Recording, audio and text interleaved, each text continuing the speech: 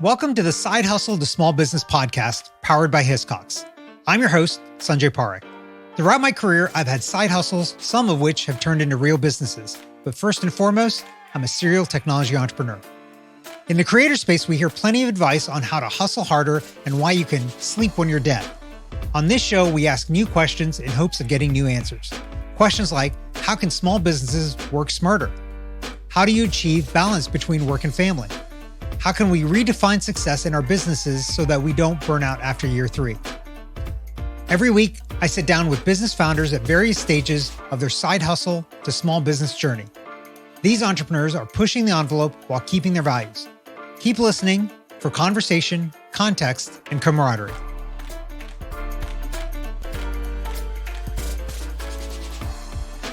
Today's guest is Ryan Klee, the co-founder of Rootstock, a thought leadership consulting firm that helps organizations and brands scale their business. Ryan, welcome to the show. Thank you so much, Sanjay. It's great to be here. I'm excited to have you on because this is actually one of those things that I think everybody has a challenge with, especially when they're starting out, but even as they scale. But before we get into kind of you starting a business and all of this stuff, tell us a little bit about you and your background and what got you to where you are today. Sure. I'm a Florida boy. I was born in Tampa, grew up there for a while, went to school at the University of Florida, go Gators. And then I came to Atlanta after graduating for a job. I got a job at a marketing agency in downtown Decatur and kind of fell into doing PR. And I was really good at it and I enjoyed it. And that kind of led my career in a couple of different really good directions. And one more agency after that, one sales stop in a big corporate sales environment, which was interesting. We can talk more about that. But eventually I wanted to do my own thing. Yeah. And I took the leap. Yeah. So was marketing PR always the thing that you wanted to do? Or? No. Really? Okay. My journey's interesting. I was playing high school baseball and I went to college for a couple of years to play baseball. And so when people asked, like, what's your degree in? I was like, baseball? What position were you playing? I was a pitcher and a third baseman. Pitcher and third. But you know, there's not a lot of demand for a 5'10", 180-pound third baseman or pitcher that doesn't throw 95 miles an hour. Yeah. So those dreams of playing professional ball were quickly dashed. Yeah. What was your fastest speed in a pitch? I was like a two-seam pitcher, so I was in the mid to high 80s. I was more about movement than speed. Got it. At least that's what I told myself. Got it. And then I transferred to UF and finished out my degree, and I have a degree in telecommunications production. So doing behind-the-scenes radio and TV and all that, just because I wanted to get a piece of paper that said I graduated college. Right. Okay. So basically accidentally got into marketing. Yep. So first job, I'm assuming taught you a lot, and then... I learned a lot. I learned how to go get coffee, scrub toilets, and then build spreadsheets and do media reports and be a client. I was a marketing jack-of-all-trades assistant kind of person. Right. At an integrated firm that did not have PR at the time, but clients wanted it. So we kind of started doing it, writing press releases, faxing press releases out, and it just went really well. Yeah. And I was like, oh, it's all about relationships and pitching the right stories and knowing how to sell the right story to the right reporter. So it's a lot of media relations more than anything. Right. But I really enjoyed it. And I got to do a lot of really cool stuff that kind of gave me the itch to further get into that world. Yeah. So at what point did you decide you wanted to do your own thing? So I was at my last agency. It was up in Beaufort, Georgia, and it was a heck of a drive from Decatur. So that was part of it. That's a 30, 40-minute drive. Hour and a half home sometimes. So a lot of time to think. And just, you know, I was always a guy that questioned the Monday through Friday, 9 to 5 thing. Like, is this my life now? I just do this for 30 more years and then I retire? Right. That just never sat with me. And I was always a why kind of guy. Why do we do it this way? Why do we do it this way? I fought with all my agency owners about PTO. Why can't I do this? Why can't I use this? Like, why just let me have my time you've given me? Like, so just things like that. And eventually I was just like, I wonder what it would look like if I did my own thing. Yeah. And so I started doing a side thing. I started writing some blogs and just trying to use some skills I had to just do something.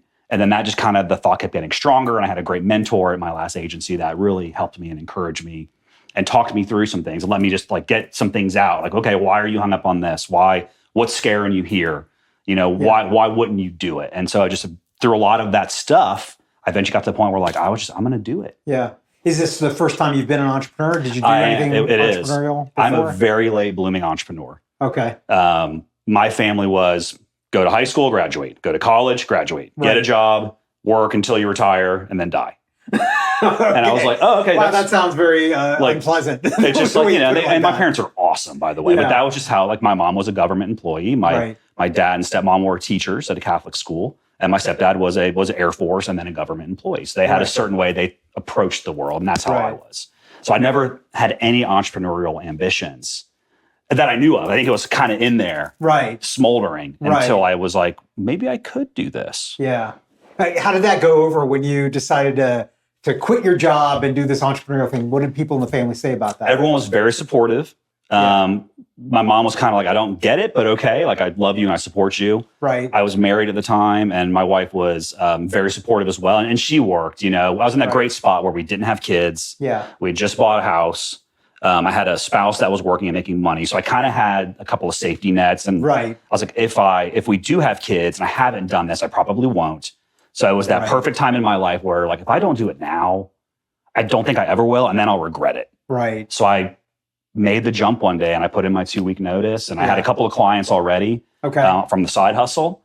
And I'm like, it's not a ton of money, but it's enough to pay the bills. It's enough to keep me fed, all those things, and I'll just kind of grow from here. And that was my business plan. Yeah. I didn't have a lot buttoned up. Well, was there anything else that made you nervous? Money always makes founders nervous, but was there anything else? I was terrified. And one thing I learned that I love sharing with people is, there's the expression, you never know what's going to happen. And that's scary. That's real scary because it's true. Yeah. But I learned if you flip that on its head and turn it into a positive, you never know what could happen. Right. Who can you meet? Who can you partner with? Who can you collaborate with? Like, what direction will your business go? Some people have a very clear idea and plan and, like, this is what I'm going to do. I wasn't one of those people. It was a bit of fly by the seat of your pants. Like, got my LLC through LegalZoom. Right. One of the, I just wanted to get going.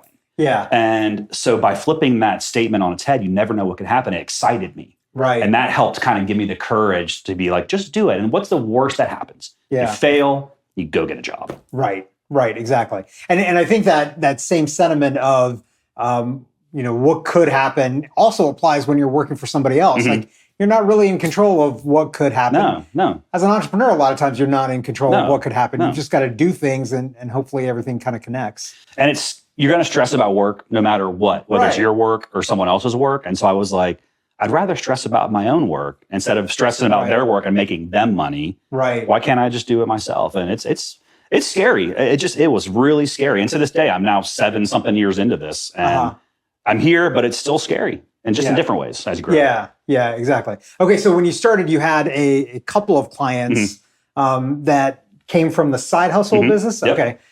So how did you start thinking about how to get more clients after that?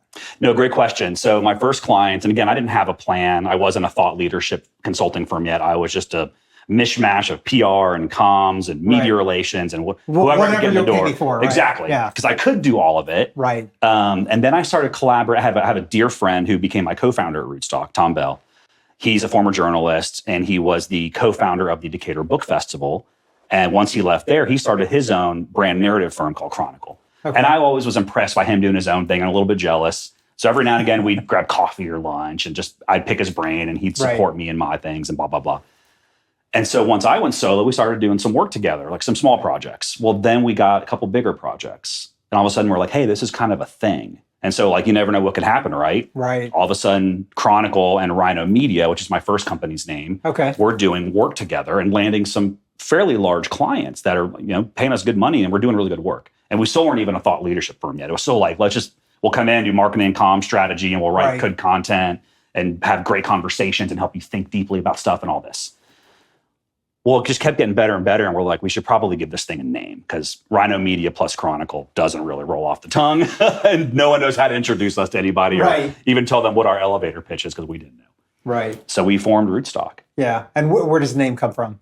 So we had a list of like 100-something names on a spreadsheet. We're like, what do we like? Let's pick some stuff. We wanted something that was about strong foundational stuff. Tom and I are both nature lovers. We do adventure races together up in the mountains. So we do mountain biking and hiking and canoeing and over like 10 hours. It's a lot of fun. Right. So we love being in nature. And Rootstock, and I also like wine. And Rootstock comes from the viticulture world where it's about grafting like one grape onto another grape's vines. You can create a certain kind of grape or a very hardy grape or whatever. So it's foundational. So we loved it. We're like, let's just go with that. We both like it. Let's pick Rootstock. We did. We happened to have a branding client at the time, and they built our brand for us, which is why it's so dang beautiful. Oh, nice. And that's when we started being like, okay, what is Rootstock? And that's where we started getting into the thought leadership and really drilling down into that and what does that mean to us and how can we be the best at it? So let's talk about that shift. So you went from kind of PR marketing, whatever you'll pay us for, to specifically this. And why that shift and why does this matter to you? We started seeing it all over the place. It was kind of like the modern day influencer, but in the business world. Right. And so we wanted to control what that meant to us. And we were working with a lot of founder-led companies at the time. So it really fit that niche because and by the way it works, the founder's vision will influence the company's vision and marketing and things like that. So we saw a lot of connection there. Right. So like if we can help these really smart people get what's up here, get it out of their head and codify it and articulate it, we can use that to drive the brand narrative, all the content you want to create to go after the decision makers you're trying to get to. So we just try to be really intentional and strategic about getting to that. And so when you get to the tactic, there's a lot of the same stuff people know about and are doing. Blogs, case studies, podcasts, videos, writing a book, all those things, awards, speaking engagements. Yeah. But it's the way you set up and the strategy and the approach you take to lean on somebody's best thinking and really hone in on that and then share that with those expanded audiences you're trying to reach and doing it consistently. Right. And so a lot of conversations, we ask a lot of questions, we listen a ton. Yeah. And we just try to get the best out of everyone. We're just not, spray and pray kind of thing. And we never jump to tactics right away. A lot of people want to. We're like, we got to take a step back because it will benefit you greatly if you can just take some time here. So I think in your story, I think I've gotten, and we haven't actually touched on it, so I want to ask, it sounds like this was completely bootstrapped. There's no outside investment. Correct. You guys threw in money. Correct. How much did it take to get everything kind of rolling? We have been so fortunate to have incredible clients that liked us, trusted us, and were with us for years. And like a lot of small companies, that eventually runs out. And then you've got to get outside your network to find more of that. So we spent several years getting great referrals from people, just doing well. And so we didn't have to get investment. We didn't have to get VC. We didn't have to ask anybody for anything. And so once we realized that well was kind of drying up, we started really focusing on how do we talk about our business and how do we sell. And that's one thing I enjoy doing. I'm the face of the business. I'm the new business person. I love building relationships, and they call me the connector. That's my nickname in the business. Yeah.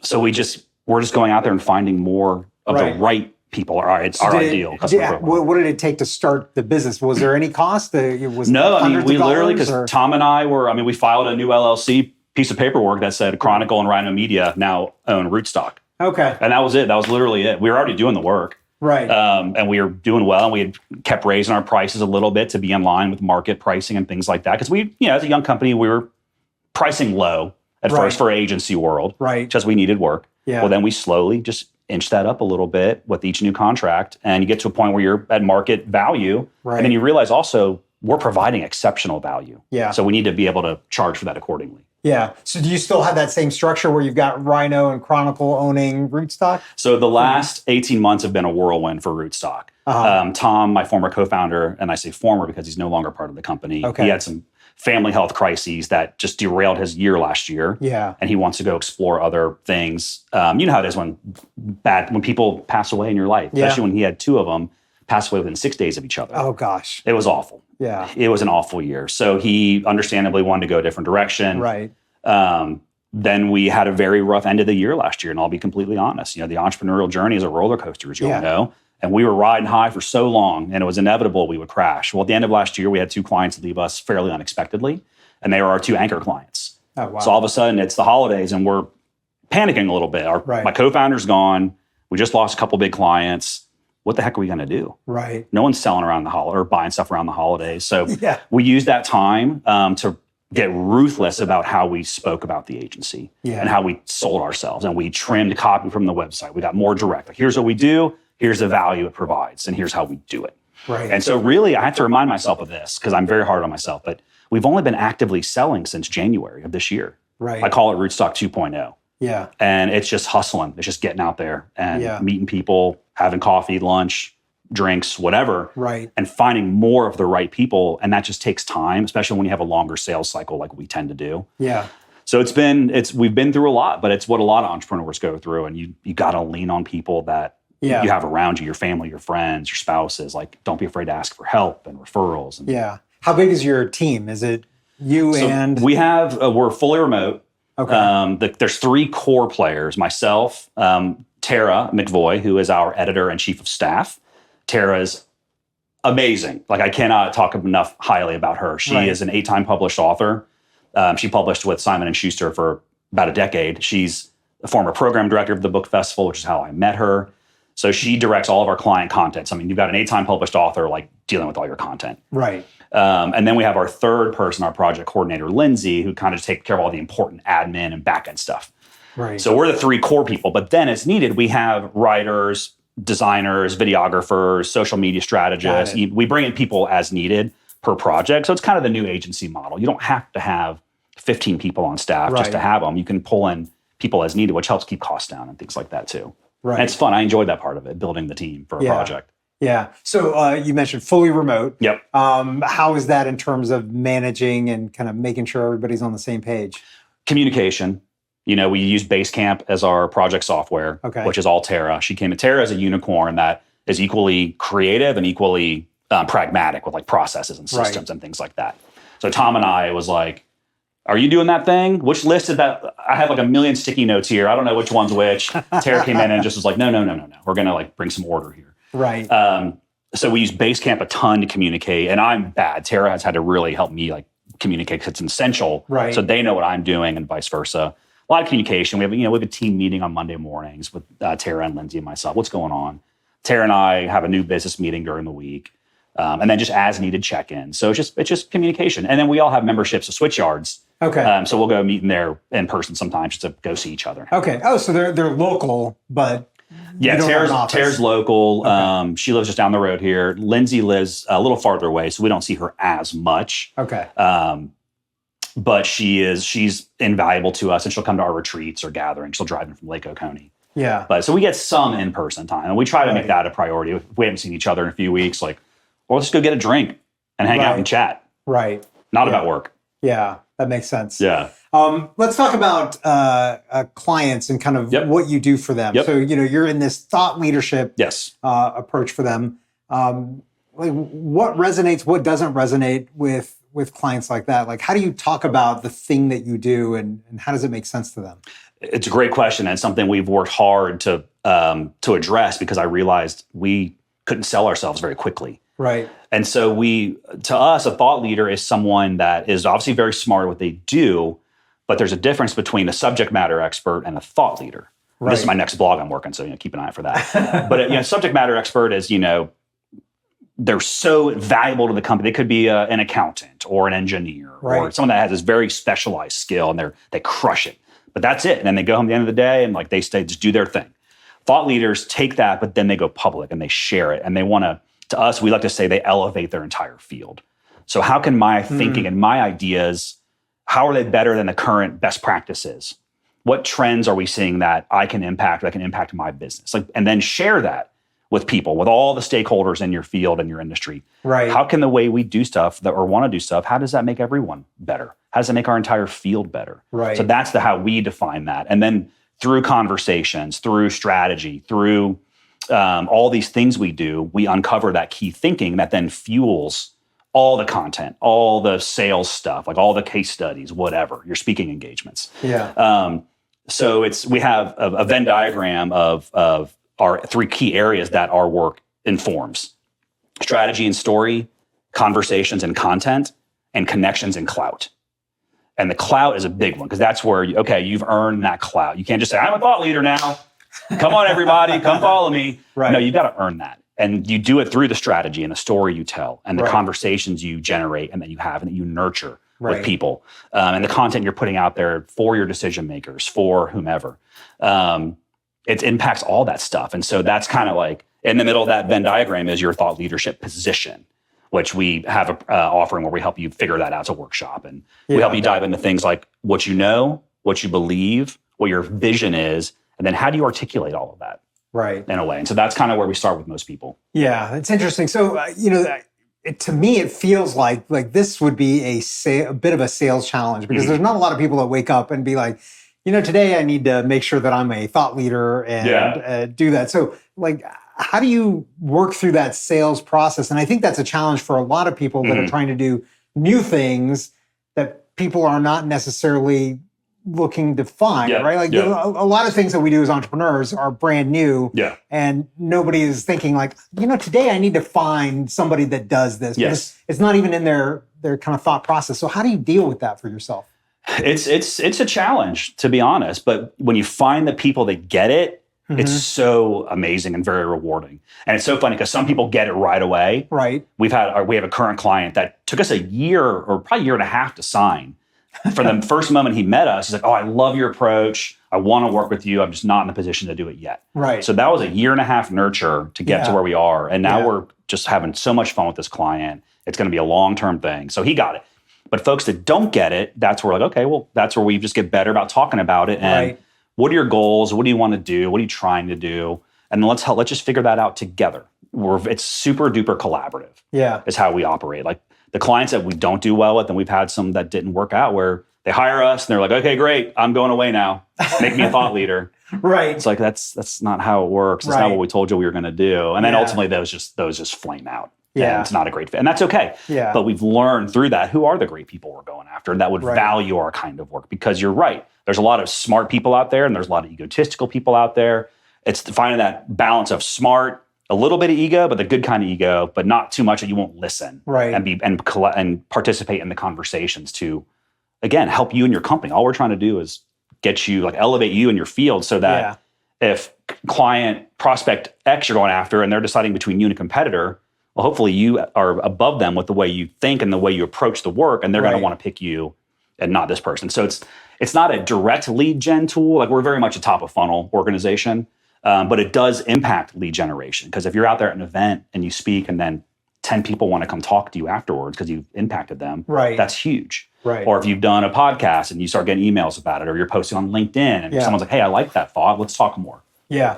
So let's kind of switch gears a little bit and talk about, you've been doing this now for 7 or so years. There's probably been a lot of things that have happened along the way that now you're like, okay, knowing now what I know, I would have done that differently. Yeah.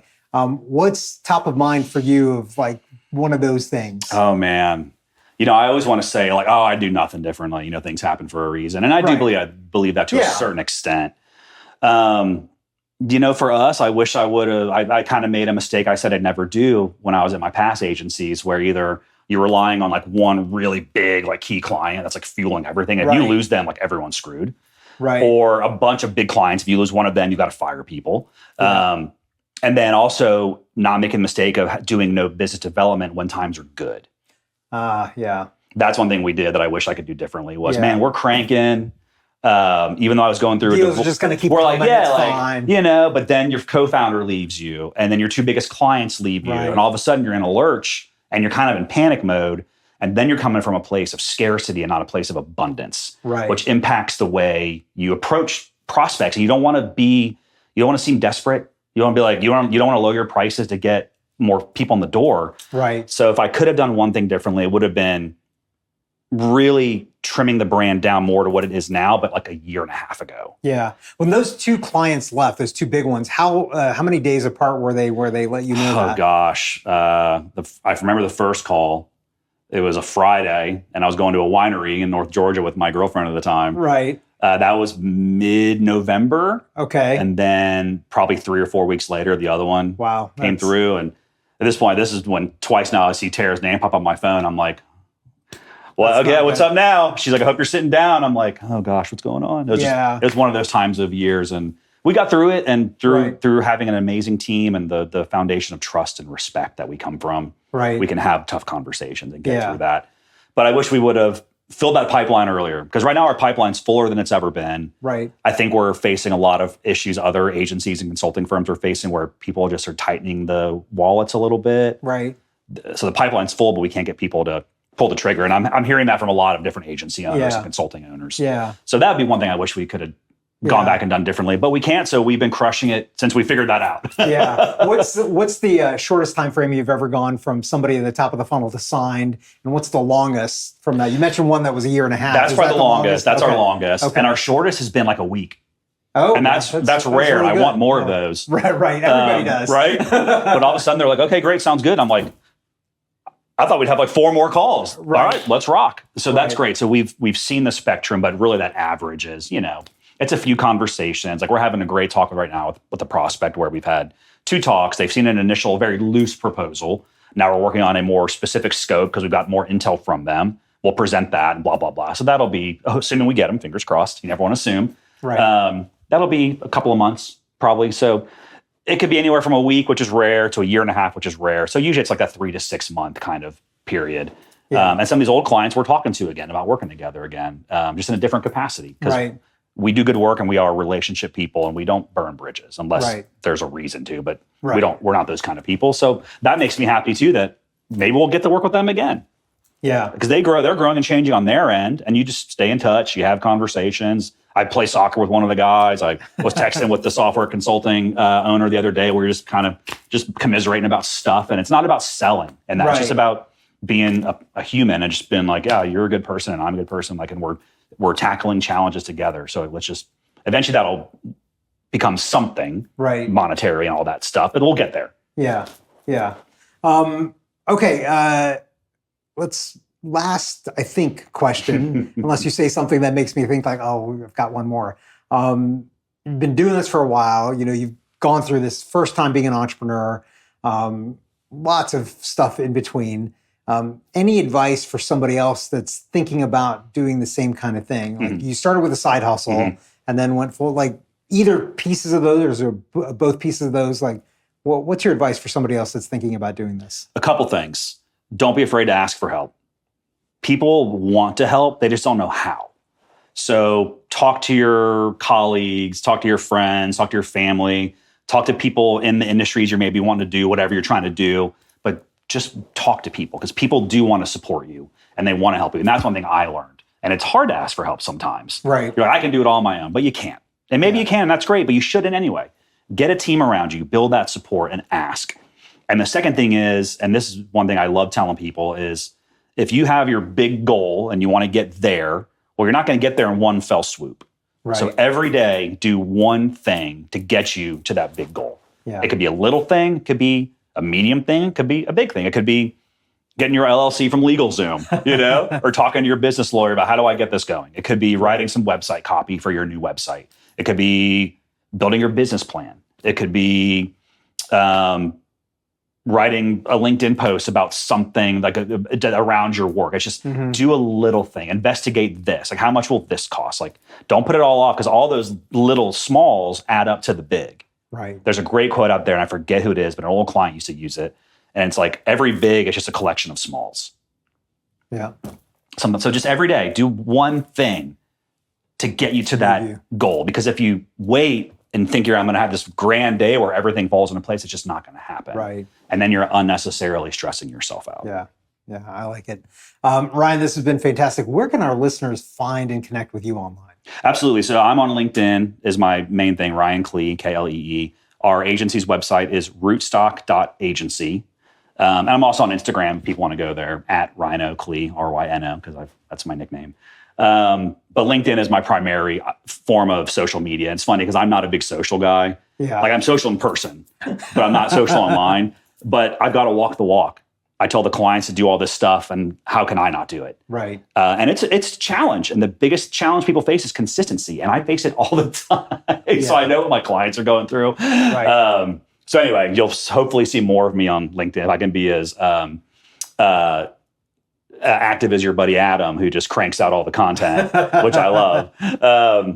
So LinkedIn, website, you can email me, Ryan at rootstock.agency as well. Awesome. Thanks so much for being on today. No, I appreciate you having me. It's been great.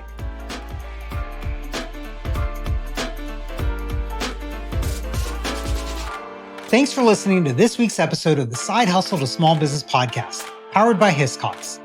To learn more about how Hiscox can help protect your small business through intelligent insurance solutions, visit hiscox.com. And to hear more Side Hustle to Small Business stories or share your own story, visit hiscox.com/side hustle to small business. I'm your host, Sanjay Parekh. You can find more about me at my website, sanjayparekh.com.